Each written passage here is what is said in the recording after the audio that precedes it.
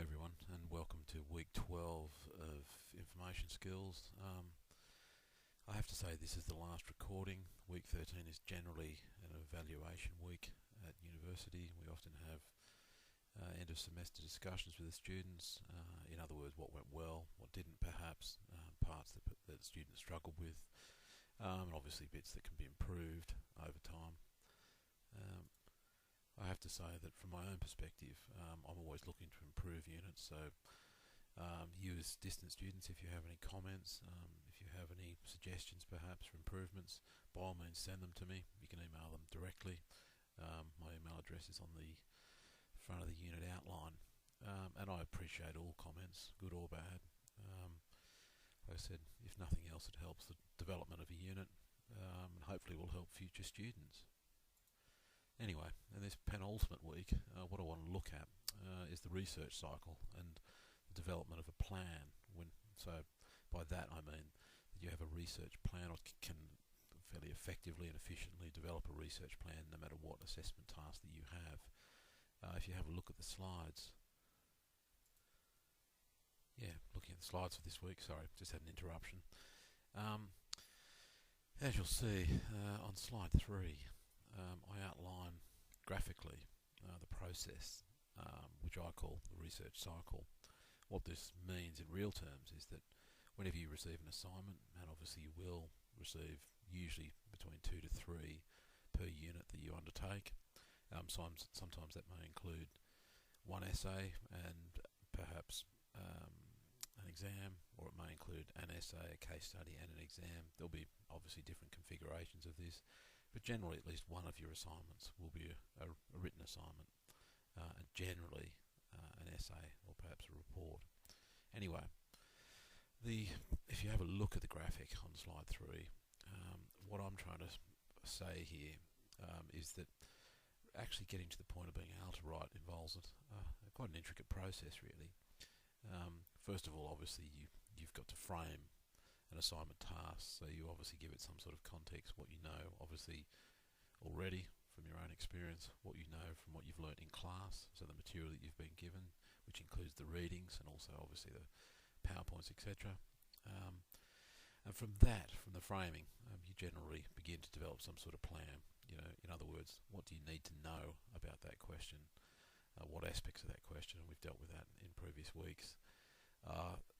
So getting back to the point, what parts do you have to actually plan? What sort of paths are your research going to take? From that, you go out and obviously search or find the material. You begin your own reading, and from that reading, usually you'll reframe your response. So from what might have been a fairly initial knee-jerk response to an assignment, as in, either, wow, this is too much, I don't know enough about it, or maybe that you think that you know a lot about a subject. Usually once you've started reading the material, you generally find that your position changes, sometimes quite radically. You may then reframe the question. As I've indicated in the graphic, you'll go back and do additional reading, which again will inform a possible reframing of your response. From that process can take any time. I mean, me personally, I've kind of always used to allow at least a week of just reading, really, doing the research, finding out exactly what I need to know about a topic before I even looked at writing. Anyway, once we've gone through the process of reframing and developing our ideas around a question, and then obviously a response to that question, an answer, we then look at focusing that. And that goes through a process of planning, in other words, usually a writing plan. So what bits are we going to include, what aren't we, where might they belong in terms of paragraphing, and it's good to know this before you actually start writing, so you can actually set out a framework or a skeleton when you begin to write. And then obviously you go through the writing process, and as you'd find, and certainly I found, that usually through the drafting process and just highlighting your different ideas about a particular subject, often that it needs to go back to the drawing board. And usually what I used to find was that I would write a piece figuring I had a fairly good take on something, leave it for 2 or 3 days and come back, reread it, So obviously improve on the grammar and the punctuation, all the other mistakes that I invariably made. And then even look at some of the angles that I took. Were they clear? Were they, were they cogent? In other words, did they hang together? It's a coherent form. And then would then go through the final process of the final sort of draft, the polishing of the work, and then obviously put it in for submission. This whole process for me used to take around 2 weeks. I think it was rare that I did work in any less time than that.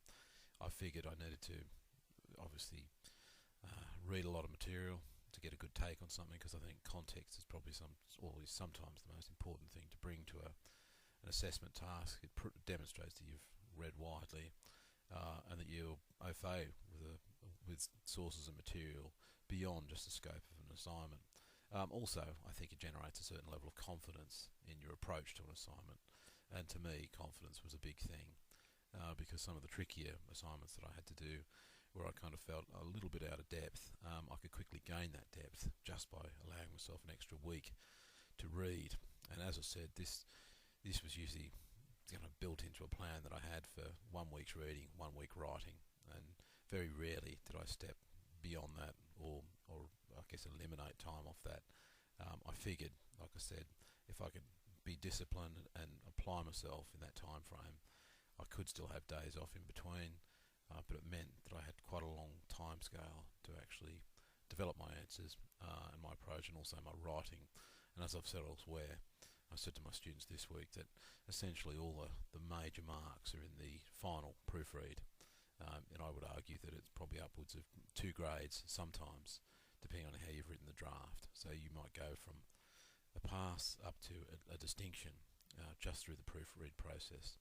And that's about planning, it's about good writing, it's about having the ability to edit your own work, see your own work from another perspective. Anyway, getting back to the lecture, what I wanted to use as a case study was the question, what are the social consequences of divorce? Now, as you can imagine, this is an incredibly wide topic with an extraordinary with extraordinary layers of potential answers. The consequences are wide and long term. This is undeniable. Obviously, this raised a whole lot of very awkward issues and difficult issues for individuals, etc., caught up in divorce, particularly for their children. Personally, having looked at this kind of question from a sociological perspective, it's hard to deny that the consequences are certainly worth contending and considering in relation to the dissolution of a relationship and what consequences it may have for the people around those people who are divorced. Anyway, I won't labour the point. As you can see on slide 5, I've looked very briefly. I mean, this would have to probably be one of the quickest flow diagrams I've done. A quick map on the social consequences. I mean, for me, you would have to consider what are the causes of divorce. That would just be context. So straight away, I'm kind of thinking, well, right, what causes divorce? And I would look at that in terms of curiosity, but also maybe that could lead on to some of the effects. Well, certainly that would be my initial belief. Now, a couple of the effects that I've kind of highlighted primarily would be children. I think that would have to be an emphasis initially, possibly grandparents. We could look at gender, which I do later on in this. But I guess if we're looking to, on one hand, we've got a much more sort of individual consequences, so people within the family and on the boundaries of the family. And in this case, with children, we might look at a measure, something like academic performance. Does it go up or down in terms of divorce? Pre-divorce and post-divorce. Is there a measurable change in children's academic performance? I've put grandparents in there, which I think would be tied to some extent to the adult consequences, which maybe are not considered always. And by this I mean perhaps mental health. So, do grandparents suffer in divorce, and in the sense that they lose access to grandchildren, etc. And I could easily have put an arrow down to psychological effects for them as well as I have for children. Now, in a broader sense, looking at the cost of society, I would like to think about, okay, is there knock-on effects to welfare? So if I divorce, is it likely that perhaps I may lose my work, or I certainly might lose the place that I live? and is welfare, picking up the tab for that. The other thing that I might consider is crime rates. In other words, that if I fall on harder times, and there's evidence to suggest that it is more difficult when you are divorced, that do crime rates raise? Do crime rates go up? And again, this is kind of stretching a long bow. There may be no evidence for this, but it'd be something that I would consider actually looking into. Now, on slide 6, I put a range of possible questions. I've put 12 up. I think you'd come up with many more, I hope. This took me a short period of time to actually generate these questions. I guess the reason I would generate questions is that some of these may feed directly into your answer for this particular question. And if that's the case, then you've already literally mapped or begun to map your pathways to answering this question. Some of those questions: what are the main reasons for getting divorced? What are the main age groups involved? I've kind of looked at things like personal private cost of divorce, because that has obviously direct social consequences. I would kind of also question things like the statement social consequence. What does it actually mean? So I'd begin to actually unpack the question itself. I'd also look at maybe divorce in a historical sense. Have rates changed over time as industrialisation had a larger than not effect? Who are the main losers in a divorce? But also things as kind of simple as, I guess it's not simple in terms of social consequence, but things like stigma.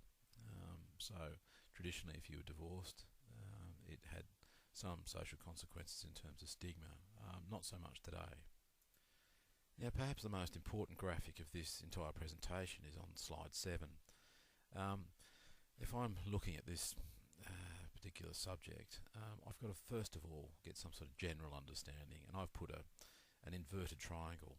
Up the top I need definitions for particularly divorce and obviously social consequences. Now these are only marginal, and they don't have to be put in a way, in a way that actually is anything more than perfunctory. But from there I'd have to kind of indicate some sort of historical context for divorce, and maybe some of the general reasons why divorce occurs. Now this could all happen in the introduction, perhaps the first paragraph. This sets the context, sets the scene, so to speak, and allows us a platform to then, I guess, deliver our statements about social consequences. Now I've put a series right down towards the point, is that stigma, welfare, health, crime and employment may be things that we need to consider. But anyway, the point of the inversion is that we go from general, so we go from a large plateau of meaning, and then we very quickly go down into much deeper statements about the social consequences of divorce. So in a sense, your starting point is general, and you're hoping to end up fairly specific. There's a point of interest, and perhaps this is kind of a tempter. On slide 8, I've put a graphic, a pie chart of the actual rates of divorce, or the percentage of divorces by years. So, and I mean, for me, this was just kind of general interest. I wanted to find out, okay, what are the periods of time that you're married? When are you most likely to divorce? Now, rather intriguingly, it's between 5 and 9 years. It's as if the adjustment of living together obviously is difficult for most people, and the percentage is quite high. Even 10 to 14 years and even under 5 years have fairly high percentages of divorce rates.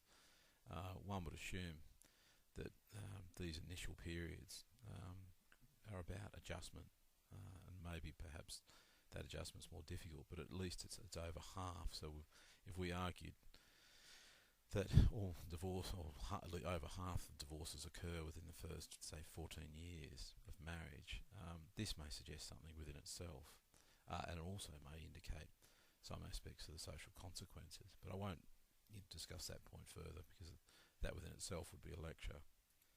On slide 9, I guess I've taken 4 possible ways of answering the essay question, and usually guidance is given to you by your lecturer. And I would suggest you always take their advice because they're marking it, they know what they expect and what they want. However, if you had a fairly open aspect in terms of answering this, there might be 4 possible approaches, and there's a lot more, but I've put these down as, I guess, the most likely. First of all, you might take a global view and attempt to explain all the consequences. The problem with this approach is that you end up scattering a lot of material across the essay without actually allowing any depth. This is again fairly difficult approach. You have to write well to do this, to actually bring it all together. Probably, at the other extreme is to take a case study. So look at one case of divorce and perhaps generalise that. Generalise. You might take several case studies, but you generalise from that about the consequences. You might, a very different sort of tangent is take 2 related consequences and demonstrate the connections and outcomes of both and how they might be linked to other consequences. So what you do is you focus on possible consequences and see what the ramifications are for that. Or alternatively, you take a single consequence and show how that links to others. So you write in depth about a particular thing. So in other words, what you consider to be the major consequence, and literally connect that to other consequences without actually explaining it. Without actually explaining the other consequences fully. And I think far more important, if you have a look on slide 10, is whether you actually look at it from an individual's perspective, so from the divorcee, or we look back from society to the divorcee. So we can either go out from the individual, looking at the social consequences of their position, of their decision and choice, or we can look at society and work out from the different arms or institutions of society how those are impacted by these decisions. So again, 2 very different approaches. One would be considered a top-down approach, which would be society. The other one would be a bottom-up, which is the individual. So 2 very different perspectives. Now on slide 11, I've looked at how do we narrow a topic? How do we actually bring a topic into some sort of range that we can deal with it? Now in this case, I've put a graphic that simply goes from the macro to the micro, so from the general to the specific, as I indicated before. So we would start with just divorce, look at the broadest possible topic.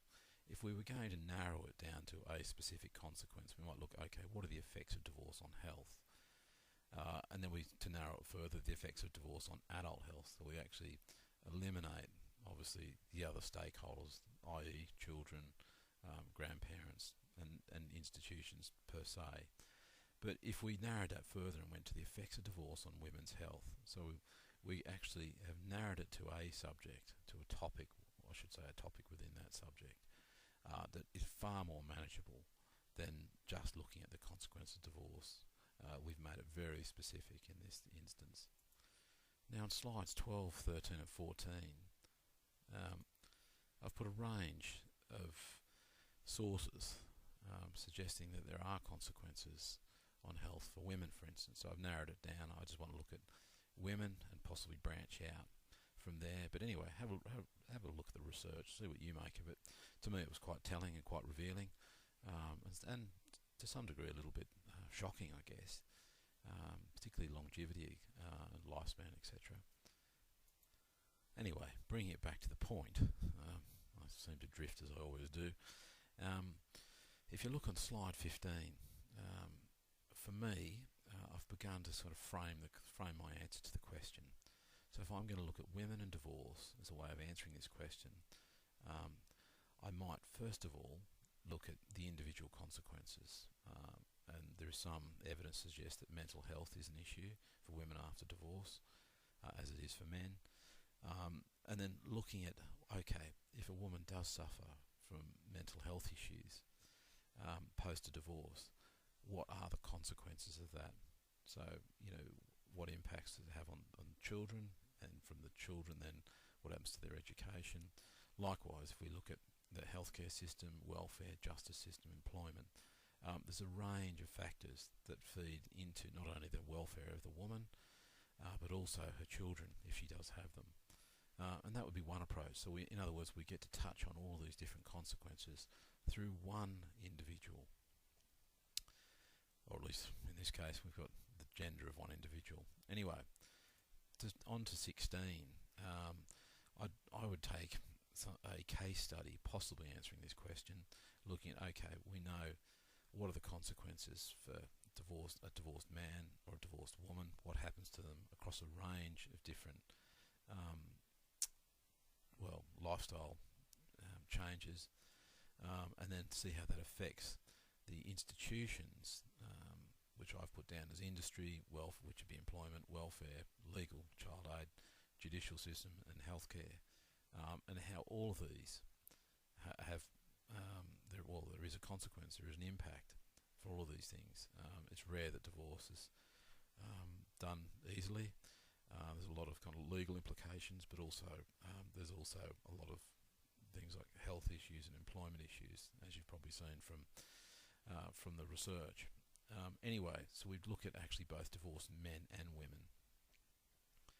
Now, moving on to 17, if we want to actually have a look at all of the aspects of the consequences of divorce, so in other words, we've just done a whole load of research. We found out that generally, if we've amassed this body of evidence about divorce from each different aspect, so we may have started somewhere, in this case about women and the consequences of divorce for them, we would find out that industry, welfare, legal institutions, but also healthcare, etc. There's a knock-on effect to all of them, and we could discuss those. So we start from the rather broad social sphere and come down to the individual. The last one that I want to consider is that if we've reshaped our question, as I suggested we do, as a process, this might look something like, okay, we do a general search across, as I've just established, industry, welfare, legal institutions, judicial system, healthcare. We start to investigate those things. We're looking at women and health, and from women and health we start to look at mental health and divorce. So we've refined our search further. We then reframe the question, how do issues related to women, mental health and divorce impact society? So in other words, we can take generally a position about one of the stakeholders, in this case women. The consequence is mental health, and how does that have an impact on society? So we actually do a cycle where we come back via our own questioning to offer or an answer to the wider question. Anyway, as a cycle, like I said, you'll generate your own questions and answers through a process. This is only one approach. Often it's much easier than this because you have prescribed readings, etc. Within lectures, like I said, you get fairly clear direction and guidance about where you should go.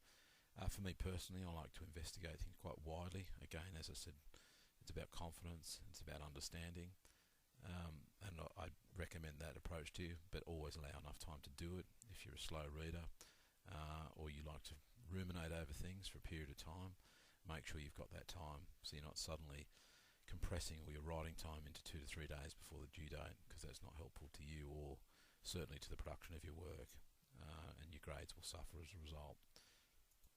Anyway, I hope you kind of understand the point and the possible directions you can go in when answering a question.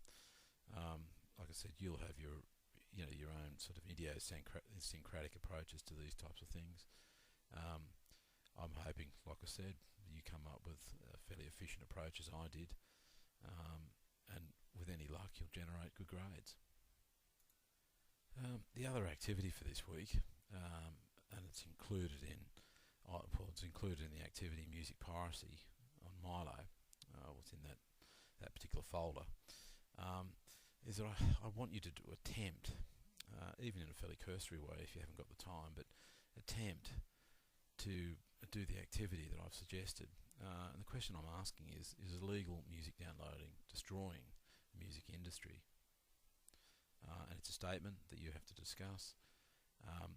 What I would hope you do is, first of all, you come up with, as I've just discussed with the example in the lecture, come up with a research plan. Okay, what do you need to find out about this particular topic, this particular area, and develop a plan based on that. So before even picking up a book, doing a search on Google, that you've actually have in your head, or hopefully on a piece of paper, some sort of plan of attack. What things do you need to define? What things do you need to know as background before you even begin answering this question? There's a bunch of sources there that I've included. I would hope, and I would expect that you do the reliability test on these that we discussed in week 6. We've been doing it here. Also, probably far more important, and certainly is a process that I guess begins to kind of bring closure to this unit, is use Summon. So right where we began, go into Summon, and then find 2 articles of your own that would indicate whether there is a problem or not. So I want you to find one that's for and one that's against the statement. I then also want to look at developing some sort of writing plan. And again, you don't necessarily have to do this in any great detail. I just hope that the sources have already started to speak to you, and that an answer starts to bubble up from the surface. What I guess for me, like I said, the final part of this, which is developing some sort of answer, but also far more importantly, is develop a reference list. I hope that is a process that you do automatically now. I've said right throughout that you need to acknowledge your sources, and here, right at the end of this unit, is that opportunity. So you're referencing all the people that you've sourced in answering this question. Once you've developed your answer, or at least a response to this, I'd like for you to do some sort of deliver some sort of statement on the discussion board. This certainly doesn't have to be long. I know you're all pressed for time, etc. Any sort of answer, I guess, of any length would be good.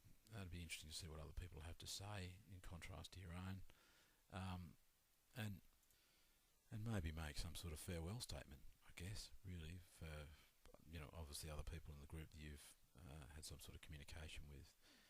Anyway, I suppose the final thing is that I hope everyone's getting on well with their